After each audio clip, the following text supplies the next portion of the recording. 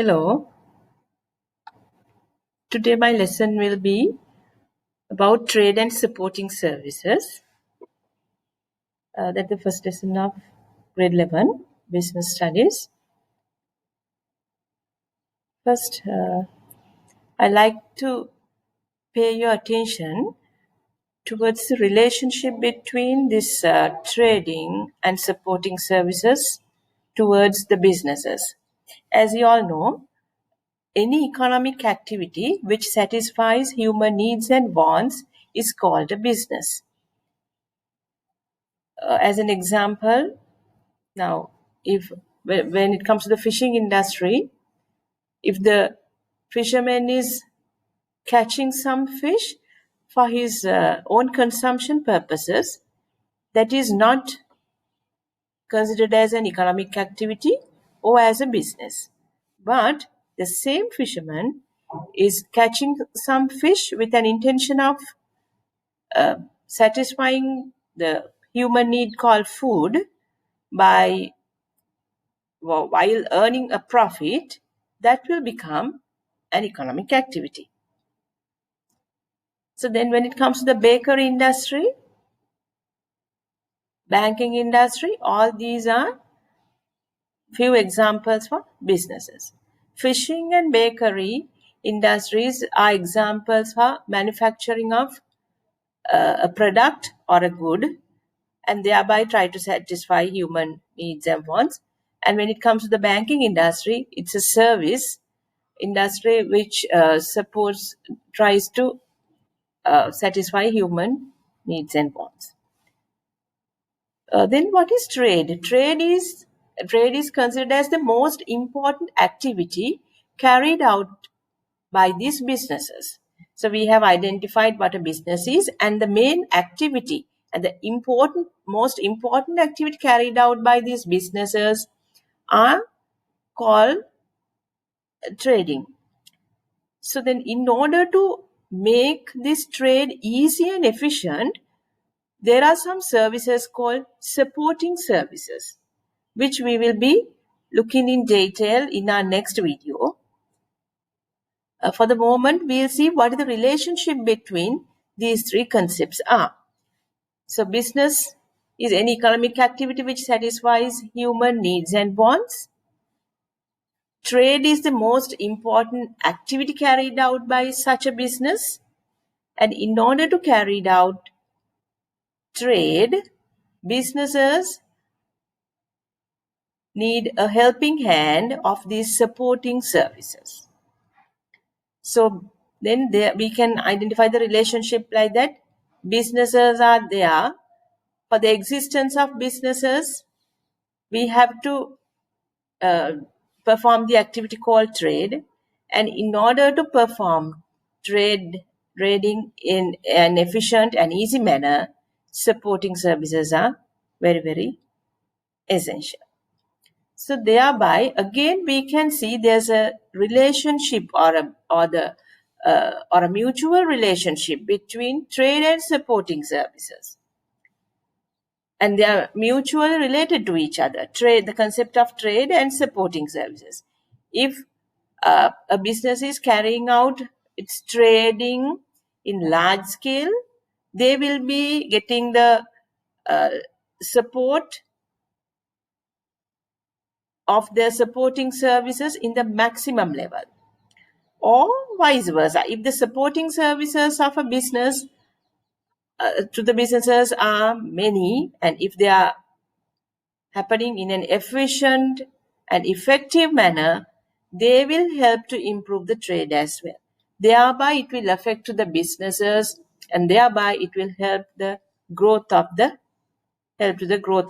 businesses.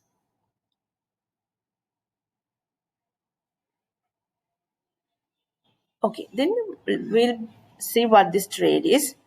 Buying and selling goods and services is known as trading. Buying and selling goods and services is known as trading. It is simply purchasing and selling. Buying and selling goods and services is called the trading. Okay, let's say like this, an example. a business is buying paddy from the farmers, and then they will packeted them into 10 kilograms and 5 kilograms packets of rice, and they are selling them to the consumers. So here the business have been buy paddy from the farmers, and they are going to sell them out to the consumers. So this buying and selling, process of buying and selling, will be known as the trade of the business or trading. When it comes to trading, ownership of a good will be transferred from one party to another. Again, ownership of a good transferred from one party to another when it comes to trade. When a trade is taking place, ownership of goods will be transferred from one person to another person, or from group of people to another group of people. I can use the same example to explain that. The ownership of paddy will be with the farmer at the beginning, and then the business has been paid money to the farmer, to the value of the paddy, and the ownership has been transferred. The ownership of paddy has been transferred from the farmer to the business. Then the business itself has given a price to these packets of rice, and the consumers have been paid it to the business, and they have purchased or buy the goods from the business. At the meantime, the consumers are buying and the business is selling. So it is known as the trading.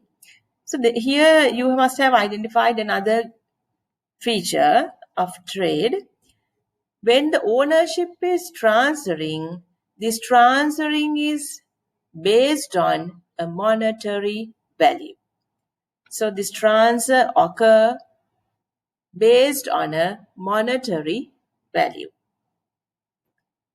So let's say 1 kilo of rice is 75 rupees. So at that time, according to the number of paddy kilos that the business is buying from the farmer, the business must pay it to the farmer, and farmer will be transferring the ownership of paddy to the business. And thereby, after packeting them into 10 and 5 kg packets, the business will be transferring the ownership of the paddy again based on the monetary value to the consumers. Another example, if the price of a burger, let's say you are going to a restaurant and buying a burger, at that time the restaurant is selling the good and you all are buying the good by paying the monetary value, and thereby the ownership of the burger will be transferred from the restaurant owner or from the restaurant to the restaurant to you or to the consumer. Then another feature, trade has been expanded its scope into domestic and international. Day by day, we can see a lot of expansion of the businesses, and it takes place with the help of trade. So when the trade is expanding, the buying and selling, volume-wise, when the buying and selling is expanding, the scope of trade will be, first it will be in the domestic level, and thereby it will go to the international scenario or to the international level. Now, when you are buying local produced rice, that trading has been taken place in the domestic market or on the domestic level. when you stitch or stitching a tailor-made dress from a dressmaker will take, if it is taken place within a country, it will be the domestic trade. But if you are buying a car manufactured in China, the buying and selling will be in the international market or the international arena. At that time, the buyer is in a different country and the seller is in a different country. So that is the scope of buying and selling, or the trade has been expanded. So it is an example for international trade. Again, if you buy a famous branded T-shirt like Nike from somewhere, then the buyer is in one country and the seller is in another country most of the time. So then that will be again. So thereby you have, I think you all have got an understanding about the trade and the relationship between the main activity of trade towards businesses. In another lesson, we will be paying our attention towards the different categories of trade. Thank you.